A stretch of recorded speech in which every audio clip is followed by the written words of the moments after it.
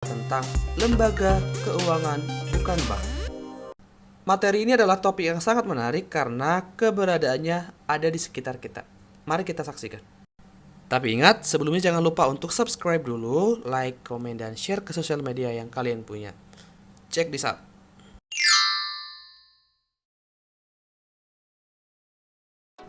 Berdasarkan Surat Keputusan Menteri Keuangan Republik Indonesia nomor 38-MK-4-1972, yang dimaksud dengan lembaga keuangan bukan bank adalah semua lembaga atau badan yang melakukan aktivitas keuangan baik secara langsung maupun tidak langsung, yang tugasnya menghimpun dana dari masyarakat dengan menerbitkan surat-surat berharga dan menyalurkan dana tersebut untuk membiayai investasi di berbagai perusahaan. Jadi, lembaga keuangan bukan bank berbeda dengan lembaga keuangan bank, walaupun sama-sama menghimpun dana dari masyarakat. Kalau dia lembaga keuangan bank, dia menghimpun dana dari masyarakat dalam bentuk deposito, tabungan, maupun giro. Sedangkan lembaga keuangan bukan bank menghimpun dana dari masyarakat dengan menerbitkan surat-surat berharga. Adapun lembaga keuangan yang dimaksud adalah asuransi, leasing, pegadaian, dana pensiun, modal ventura, dan koperasi. Sama seperti bank, lembaga keuangan bukan bank juga punya fungsi. Di antaranya, A. Penghimpun dana. Penghimpun dana artinya lembaga keuangan bukan bank akan mengumpulkan dana dari masyarakat dengan mengeluarkan dokumen berharga dan menyalurkannya kembali untuk pembiayaan investasi kepada perseorangan maupun perusahaan yang membutuhkan. B. Menjadi perantara.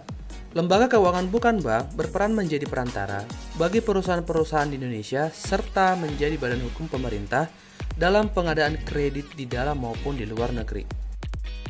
Fungsi yang ke-C adalah mencari tenaga ahli. Lembaga keuangan bukan bank memiliki fungsi sebagai perantara untuk perusahaan-perusahaan di Indonesia dalam mendapatkan tenaga ahli di bidang finansial atau keuangan. D. Membuka kegiatan lain. Sebagai pelaksana kegiatan usaha lain di bidang keuangan, namun sebelumnya harus mendapatkan persetujuan dari Menteri Keuangan Republik Indonesia. Jadi sobat belajar ekonomi udah bisa ya bedain antara fungsi bank dan lembaga keuangan bukan bank. So now, let's get move to the next topic. Di poin yang ketiga ini, kita akan kupas tuntas tentang jenis-jenis lembaga keuangan bukan bank. Mari kita mulai dari asuransi. Pasti di antara sobat belajar ekonomi udah pada punya asuransi. Biasanya jenis asuransi yang kita miliki adalah asuransi pendidikan kalau Anda misalnya adalah pelajar. Lalu, apa sih yang dimaksud dengan asuransi? Menurut Undang-Undang Nomor 2 Tahun 1992 tentang perasuransian, bahwa yang dimaksud dengan asuransi adalah perjanjian antara dua belah pihak atau lebih di mana pihak penanggung mengikatkan diri kepada tertanggung dengan menerima premi asuransi untuk memberikan penggantian kepada tertanggung karena kerugian, kerusakan, atau kehilangan. Keuntungan yang diharapkan atau tanggung jawab hukum kepada pihak ketiga yang mungkin akan diderita tertanggung yang timbul dari suatu peristiwa tidak pasti atau memberikan suatu pembayaran didasarkan atas meninggal atau hidupnya seseorang yang dipertanggungkan. Dalam asuransi, ada dua pihak yang terlibat di sana. Yang pertama, badan yang menyalurkan risiko yang disebut dengan istilah tertanggung, berarti pihak asuransinya. Dan badan yang menerima risiko atau nasabah yang disebut sebagai istilah penanggung. Perjanjian antara kedua pihak ini disebut sebagai kebijakan. Nah, kebijakannya adalah sebuah kontrak legal yang menjelaskan setiap istilah dan kondisi yang dilindungi. Biaya yang dibayar oleh tertanggung kepada penanggung untuk resiko yang ditanggung disebut sebagai premi. Ingat ya, premi. Ini biasanya ditentukan oleh penanggung atau kitanya sendiri sebagai nasabah untuk dana yang bisa diklaim pada masa depan, biaya administratif, dan keuntungannya. Lalu, apa ya keuntungan yang didapat dari perusahaan asuransi atau nasabah asuransi? Kita mulai dari keuntungan yang diperoleh oleh perusahaan asuransi. Yang pasti yang pertama adalah keuntungan yang bersumber dari biaya administrasi. Jadi selain kita bayar premi, kita juga pasti dipungut namanya biaya administrasi seperti pendaftaran atau biaya-biaya lainnya. Selain itu, ada juga keuntungan yang bersumber dari pihak asuransi yang menaikkan premi. Artinya, pihak asuransi akan menarik lebih banyak uang dari nasabah dengan cara menaikkan premi. Jumlah premi ini kemudian yang akan diputar di berbagai instrumen investasi. Perusahaan tersebut punya trik sendiri agar tak terlihat menaikkan premi. Salah satunya adalah dengan membuat jenis asuransi berdasarkan tingkatan premi. Misalnya nih, ada sebuah agen asuransi yang menawarkan kita premi yang lebih besar dengan benefit yang lebih besar pula. Maka dengan cara itu, mereka bisa menambah keuntungan. Keuntungan yang ketiga adalah pihak asuransi akan menawarkan premi secara berkelompok. Nah, trik lain dari industri asuransi adalah dengan menawarkan premi kelompok dalam jumlah besar dan premi lebih murah dibanding pembelian asuransi secara individu. Biasanya, praktek semacam ini ditawarkan ke berbagai perusahaan dengan karyawan yang jumlahnya ratusan, sehingga perusahaan bisa mendapatkan premi yang lebih murah untuk para pekerjanya, namun berharap mendapatkan manfaat yang lebih besar pula. Keuntungan yang keempat, menciptakan insurance float. Insurance float adalah selisih antara premi yang dikumpulkan oleh perusahaan asuransi dengan klaim yang harus dibayarkan pada nasabah. Mirip seperti laba, namun jika laba perusahaan dihitung secara tahunan, nah float ini dihitung setiap bulannya. Float ini kemudian akan dimanfaatkan untuk sejumlah investasi sektor lain demi mencapai keuntungan tambahan. Perusahaan asuransi bisa mendapatkan keuntungan besar berkali lipat dengan skema insurance float ini. Namun, klaim yang dijanjikan kepada nasabah tidak ditambah. Artinya adalah nasabah tidak mendapatkan keuntungan dari hasil premi yang mereka bayarkan setiap bulannya. Kelima, investasi ke produk keuangan. Perusahaan menjual asuransi melebihi nilai yang diperlukan. Kemudian, perusahaan asuransi meminjam uang premi yang disetor para nasabahnya untuk kemudian diinvestasikan ke berbagai produk keuangan seperti saham, retail, sukuk maupun obligasi.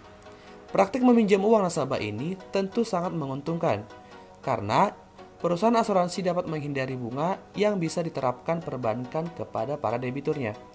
Namun tentunya hal tersebut harus dibalas dengan manfaat sepadan, yakni klaim yang tidak berbelit dan sesuai dengan perjanjian. Selain untuk pihak asuransi, nah keuntungan yang paling harus kita ketahui adalah kita selaku nasabah asuransi itu sendiri. Keuntungan yang kita peroleh berupa 1. Memberikan rasa aman. Saat membeli polis asuransi, artinya kita sedang melakukan perjanjian pengalihan resiko dari kita sendiri sebagai tertanggung dan perusahaan asuransi sebagai penanggung. Keuntungan yang kedua, sarana menabung. Ada beberapa jenis asuransi menyediakan nilai tunai yang dapat kita ambil sewaktu-waktu. Jenis asuransi tersebut adalah whole life atau endowment dan unit link, yakni asuransi yang juga menawarkan hasil investasi. 3. Membantu mengatur keuangan. Asuransi dapat membantu kita dalam mengatur keuangan tentunya. Dengan premi yang kita bayar setiap bulan, maka pertanggungan dari perusahaan asuransi ini dapat menjadi penyelamat ketika kita sedang tertimpa musibah. Keuntungan yang keempat, jaminan hari tua. Nah, kehadiran asuransi juga bisa menyelamatkan hari tua kita tentunya, di mana kita tidak lagi produktif dan tidak punya penghasilan lagi. Melalui asuransi, kita mencoba menginvestasikan uang yang kita miliki agar dapat berkembang dan bisa kita nikmati hingga usia senja. Gimana nih, apakah Sobat Belajar Ekonomi sudah punya asuransi? Bagi yang sudah punya, jangan lupa untuk mengetahui keuntungan ataupun benefit yang kalian peroleh. Asuransi yang kita kenal saat ini tentu banyak jenisnya ya. Yang pertama ada asuransi kesehatan, kedua asuransi jiwa, ketiga asuransi pendidikan, keempat asuransi kepemilikan rumah dan properti, yang kelima asuransi kendaraan, yang keenam asuransi umum atau jaminan sosial, yang ketujuh asuransi kredit, yang kedelapan asuransi kelautan atau untuk kargo, yang kesembilan asuransi perjalanan, yang kesepuluh adalah asuransi bisnis. Untuk perusahaan asuransi yang sangat familiar ada Prudential, AXA Mandiri, Allianz, Manulife, FWD, BNI Life, BRI Life, dan lain sebagainya. Kita lanjut ke pegadaian. Pasti istilah pegadaian itu udah nggak asing banget buat kita semua ya. Hampir di setiap kecamatan ya, bagi orang yang tinggal di kota, pasti menemukan namanya perusahaan pegadaian. Pegadaian adalah badan usaha milik negara atau BUMN yang meminjamkan uang dengan menerima barang sebagai jaminan dari peminjamnya. Biasanya, barang tersebut berupa perhiasan atau emas, atau barang-barang rumah tangga seperti barang elektronik, sertifikat rumah, dan lain sebagainya. Produk pegadaian yang secara umum diketahui masyarakat itu adalah meminjamkan uang atau kredit. Ternyata ada beberapa jenis produk dari PT Pegadaian. Di antaranya A. Produk utama. Produk utamanya ada 1.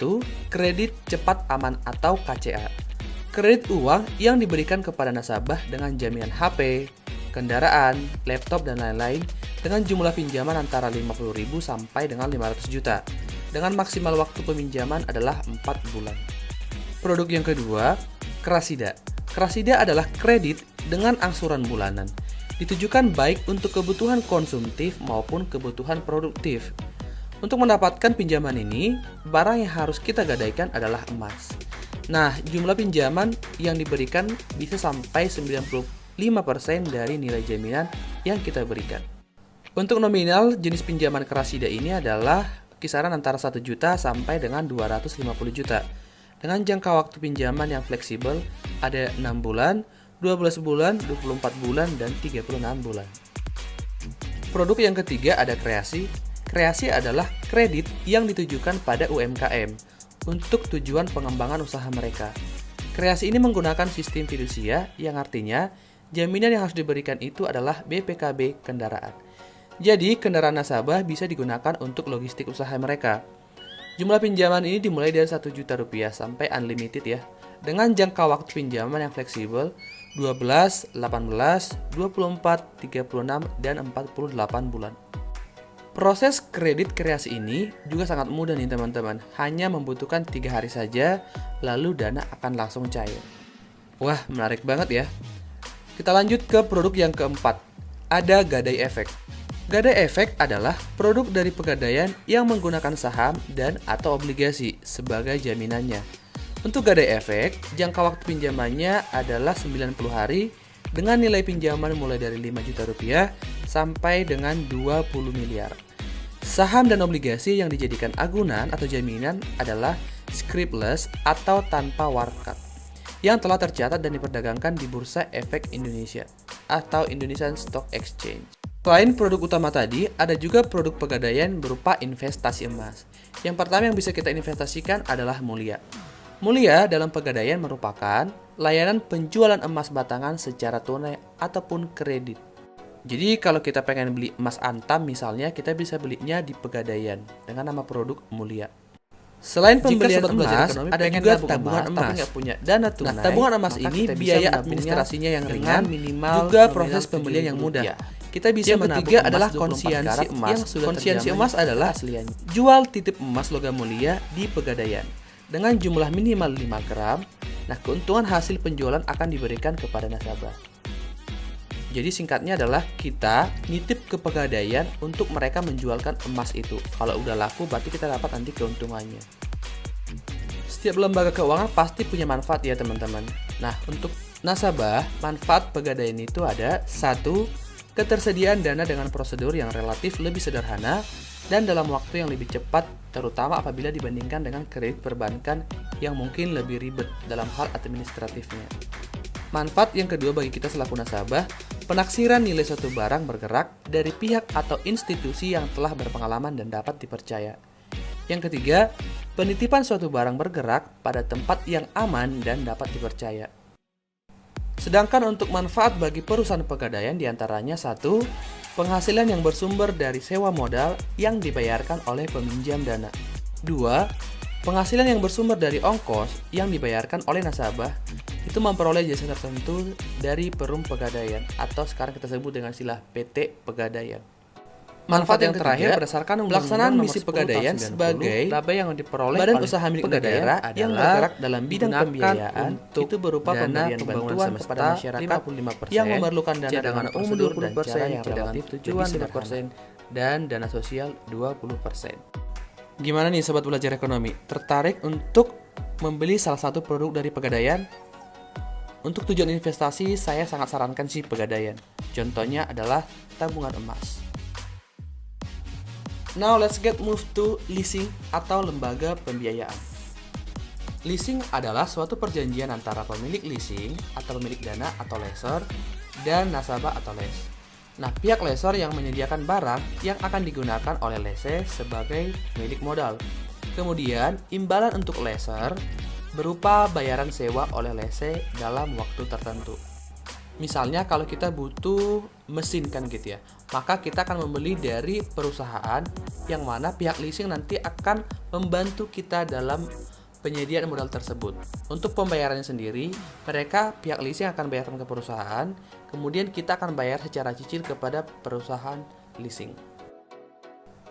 Tujuan didirikannya leasing ini adalah guna memberikan kemudahan bagi masyarakat dalam memiliki barang modal, walaupun barang-barang tersebut memiliki harga yang tinggi.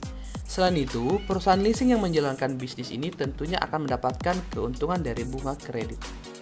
Jadi misalnya kita membeli sepeda motor harganya 17 juta. Kita nggak bisa memperoleh motor tersebut dengan menggunakan uang tunai. Maka kita akan membelinya dari dealer, di mana nanti perusahaan leasing akan membayarkan ke dealer dan kita yang membayar secara cicilan ke perusahaan leasing. Di samping tujuan tadi, perusahaan leasing atau lessor ini juga punya fungsi nih teman-teman. Nah, pada dasarnya fungsi leasing adalah sama dengan fungsi bank, yaitu menyediakan pembiayaan produk dengan jangka menengah. Bedanya, kalau bank konvensional akan memberikan pinjamannya dalam bentuk uang, sedangkan leasing memberikan dana kepada kita dalam bentuk barang yang selanjutnya barang tersebut harus dicicil atau diangsur kepada perusahaan leasing.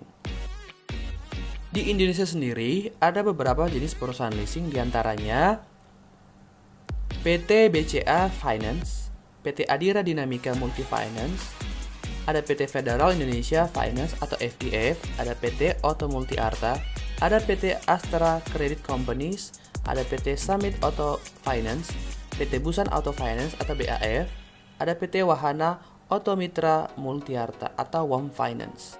Jadi jika sobat belajar ekonomi ketemu dengan PT yang di belakangnya ada kata finance, berarti dia ada termasuk perusahaan leasing. Berikutnya dana pensiun. Kalau di antara sobat belajar ekonomi bekerja, kemudian suatu saat tidak lagi produktif ketika usianya sudah di atas 60-an tahun, maka kita perlu sebuah lembaga yang bisa menjamin hari tua kita tetap ada penghasilan. Maka hadirlah sebuah lembaga dana pensiun atau nama perusahaannya sering kita sebut dengan istilah PT Taspen. So, apa itu yang dimaksud dengan dana pensiun? Dana pensiun adalah sebuah lembaga atau badan hukum yang mengelola program pensiun. Pengelolaan program pensiun ini dimaksudkan untuk memberikan kesejahteraan kepada karyawan suatu perusahaan terutama yang telah pensiun. Ini ditetapkan dalam Undang-Undang Nomor 11 Tahun 1992. Ternyata nih sobat belajar ekonomi, ada 3 jenis dari lembaga dana pensiun ini. 1. Dana pensiun pemberi kerja. Dana pensiun pemberi kerja yaitu dana yang dibentuk oleh orang atau badan usaha yang mempekerjakan karyawan. Selaku pendiri, maka pemberi kerja wajib memberikan perlindungan masa tua kepada karyawannya. 2. Dana pensiun lembaga keuangan, yaitu dana pensiun pemberi kerja yang menyelenggarakan program pensiun, iuran pasti. Nah, dengan iuran hanya dari pemberi kerja didasarkan pada rumus yang dikaitkan dengan keuntungan pemberi kerja. 3. Dana pensiun lembaga keuntungan, yaitu dana pensiun yang dibentuk oleh bank atau perusahaan asuransi jiwa untuk menyelenggarakan program pensiun, iuran pasti bagi perorangan, baik karyawan maupun pekerja mandiri, yang terpisah dari dana pensiun pemberi kerja, bagi karyawan bank atau perusahaan asuransi jiwa. Kalau sobat semua sudah paham tentang jenis-jenis dana pensiun, maka kita masuk ke tujuan dana pensiun. Ada 3 ya sobat belajar ekonomi. 1. Bagi pemberi kerja. Dana pensiun bertujuan untuk memberikan penghargaan kepada para karyawan yang telah lama mengabdi kepada perusahaannya, agar pada masa pensiun tersebut karyawannya mendapatkan jaminan. Tujuan yang kedua, bagi karyawan. Bagi karyawan ya, dana pensiun bertujuan untuk memberikan kepastian memperoleh penghasilan di masa yang akan datang sesudah masa pensiun. Tujuan yang ketiga, bagi lembaga pengelola. Dana pensiun bertujuan untuk mengolah dana pensiun untuk mendapatkan keuntungan, karena iuran dana pensiun dapat dimasukkan ke dalam kegiatan investasi. Ada berbagai jenis lembaga dana pensiun yang ada di Indonesia. Di antaranya, 1. PT Taspen. PT Taspen merupakan salah satu lembaga dana pensiun yang paling terkenal di Indonesia. Nah, PT Taspen ini hanya dikhususkan kepada para PNS saja, kecuali PNS yang berada di bidang pertahanan seperti polisi maupun TNI. 2. Asabri. Ini mirip dengan PT Taspen, hanya saja PT Asabri hanya dikhususkan kepada TNI, Polri, dan pegawai pertahanan lainnya. 3. BPJS Ketenagakerjaan. BPJS Ketenagakerjaan merupakan lembaga yang berwenang mengatasi dana pensiun karyawan di seluruh Indonesia. 4. DPLK atau dana pensiun lembaga keuangan. Contoh DPLK yang ada di Indonesia ada DPLK Manulife, Muamalat, Bumi Putra. Namun perlu kita ingat, di lembaga DPLK ini negara tidak akan menjadi penanggung resikonya. 5. DPPK atau dana pensiun pemberi kerja. Contoh perusahaan di Indonesia yang mampu memberikan dana pensiun adalah PT Pertamina, Telkom, Astra, dan Bank Mandiri. Jika kita bekerja di perusahaan yang memberikan dana pensiun seperti ini, kita pasti akan mendapatkan dana pensiun dari dua lembaga, yaitu dari perusahaan dan dari BPJS. Lembaga keuangan bukan bank yang kelima ada modal ventura. Modal ventura atau yang biasa kita sebut dengan istilah venture capital adalah salah satu jenis investasi yang pembiayaannya berupa penyertaan modal ke dalam sebuah perusahaan swasta dalam jangka waktu tertentu. Nah, bentuk investasi dari jenis modal ini adalah uang tunai yang diberikan kepada perusahaan. Lalu perusahaan tersebut memberikan sejumlah saham kepada orang atau lembaga yang memberikan modal. Risiko yang dihasilkan tergolong tinggi nih, tetapi memiliki timbal balik yang tinggi juga. Nah, venture capital atau modal ventura biasanya berasal dari investor yang sudah mapan, baik dari institusi keuangan yang melakukan pengumpulan dana dari berbagai orang dengan tujuan investasi. Penyertaan modal biasanya diberikan kepada perusahaan-perusahaan rintisan atau startup. Jadi kalau kita pengen dirikan sebuah perusahaan startup, maka kita bisa kerjasama dengan modal ventura sebagai lembaga yang menyediakan uang tunai dalam penyertaan modal kita. Yang mana dalam penyertaan modal tersebut, modal ventura akan punya sebagian saham di perusahaan kita. Sebagai penyerta modal dalam sebuah perusahaan, modal ventura tentu punya banyak banget manfaat nih. Di antaranya 1, meningkatkan kegiatan dan potensi usaha. Yang kedua, pemasaran produk kita akan lebih efisien. Yang ketiga, kepercayaan dari bank karena kita udah punya saham dari modal ventura tersebut. Yang keempat, likuiditas kita meningkat. Yang kelima, rentabilitas kita akan semakin membaik. Di Indonesia ada dua jenis modal ventura sebagai penyerta modal. Yang pertama ada Cyber Agent Venture atau CAV. Cyber Agent Venture merupakan perusahaan modal ventura asing yang berasal dari Jepang dan telah melakukan ekspansi ke Indonesia. Nah, CAV ini bersama dengan East Ventures adalah perusahaan yang memberikan suntikan dana kepada Tokopedia. Yang kedua, 500 Startup. 500 Startup merupakan perusahaan yang sangat terkenal karena didirikan oleh para staf Facebook, Google, dan PayPal. Perusahaan ini merupakan salah satu investor di Bukalapak. Ayo jujur sobat belajar ekonomi, siapa di antara kalian yang baru dengar istilah modal ventura? Silahkan komen di bawah. Alright, ini last but not least, yaitu koperasi. Koperasi pasti udah sering banget didengar ataupun kita lihat dan ada di sekitar kita pastinya ya. Di sekolah juga pasti ada koperasi sekolah, bener ya? Atau mungkin di lingkungan tempat kita tinggal ada koperasi simpan pinjam atau CU atau namanya credit union. Lalu, apa ya yang dimaksud dengan kooperasi? Kooperasi itu berasal dari bahasa Inggris cooperation yang artinya kerjasama. Koperasi adalah sebuah organisasi yang didirikan oleh orang perorangan demi kepentingan bersama, yang mana koperasi ini melandaskan kegiatannya pada prinsip gerakan ekonomi kerakyat berdasarkan asas kekeluargaan. Yang membedakan antara koperasi dengan lembaga keuangan lain terletak pada prinsipnya. Kalau dia prinsip lembaga keuangan lain adalah prinsip keuntungan. Nah, kalau ini prinsipnya adalah kekeluargaan di mana terdapat istilah gotong royong dan istilah prinsip bagi hasil. Pada zaman dahulu nih, koperasi ini disebut dengan istilah soko guru perekonomian, yang artinya koperasi adalah penggerak perekonomian kita pada saat itu. Hanya saja sekarang eksistensi koperasi ini sedikit berkurang ya, karena keberadaan lembaga keuangan bank maupun keuangan bukan bank yang mungkin lebih menarik perhatian masyarakat. Sebagai soko guru perekonomian, koperasi punya fungsi menurut Undang-Undang Nomor 25 Tahun 1992, yaitu yang terdapat dalam pasal 4. 1. Mengembangkan potensi dan kemampuan ekonomi anggota dan masyarakat. 2. Berupaya mempertinggi kualitas kehidupan masyarakat. 3. Memperkokoh perekonomian rakyat. 4. Mengembangkan kreativitas dan jiwa berorganisasi bagi kita selaku pelajar. Jenis koperasi yang kita temukan ada banyak ya, diantaranya 1. Koperasi produsen, 2. Koperasi konsumen, 3. Koperasi simpan pinjam, 4. Koperasi pemasaran, 5. Koperasi jasa. Itulah dia jenis-jenis koperasi. Nah, khusus untuk materi koperasi ini, nanti akan ada bab khusus di bagian akhir di semester ini akan mengupas tuntas tentang badan usaha koperasi. Dari ke-6 jenis lembaga keuangan bukan bank tadi, menurut Sobat Belajar Ekonomi mana nih yang paling menarik? Silahkan komen di bawah ya. Thank you for watching. See you in the next video. Bye bye.